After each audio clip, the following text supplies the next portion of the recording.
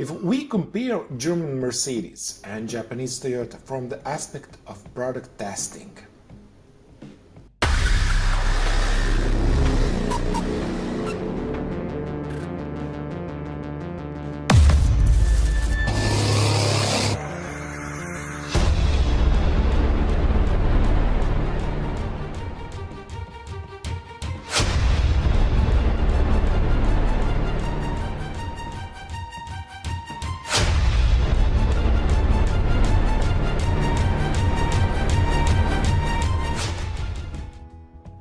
we would get astonishing results. The German factory spends more effort to fix the problems that arose than the Japanese factory spent to make the perfect car from the first attempt. You heard right. There is a reason why Toyota has become the #1 car manufacturer in the world. They worked properly from the beginning. But we are humans and we all make mistakes. The way you deal with mistakes can have an amazing impact on how fast you work and at what level of quality. At Toyota, any factory worker can stop the production line at any time. Then everyone gathers to fix whatever problem has arisen.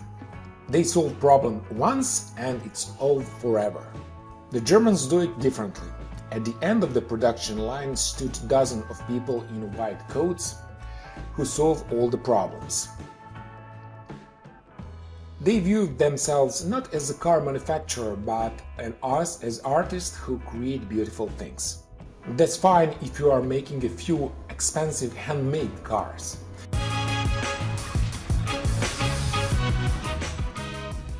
But if you are making 1 million, the costs pile up. The idea is that the process is constantly improving and the right time to fix the problem is when it occurs and not later. Now let's make an analogy in a software development with a few real-life examples.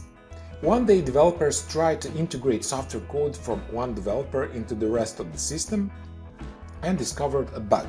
The developer who wrote this code didn't want to go back and fix his code right away. Instead, he noted that he would return to this bug later because he needs urgently to write more new code first. Depending on the software, most of these types of testing don't even happen on the same day.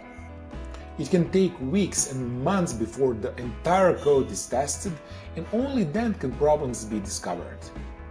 But in this case, they had an automated testing system, so the system did it every day, automatically testing all its code, so they knew immediately when there was a bug.